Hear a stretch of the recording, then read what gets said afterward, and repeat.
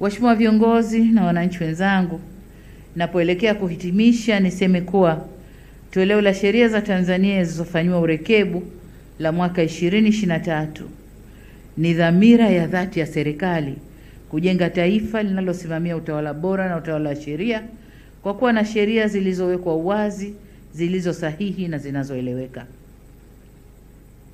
Amesema mwanasheria mkuu wa serikali kwamba sheria ni msingi wa haki, amani na maendeleo.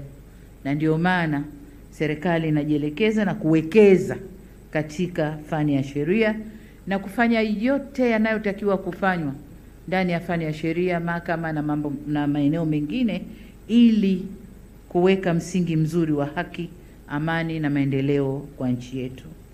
Wote mnakumbuka mapendekezo tuliyopata kwenye tume ya haki jinai, mapendekezo ambayo serikali yetu tumejitahidi kuyatekeleza kwa kiasi kikubwa.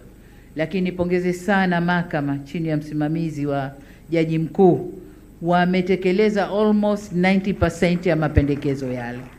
Kwa hiyo vyombo vingine navyo vinafuatilia kutekeleza yale, ikiwemo hili tunalolifanya leo, ni kutekeleza mapendekezo ya haki jinai ili haki inawiri, ishamiri nchini na taifa lipate maendeleo.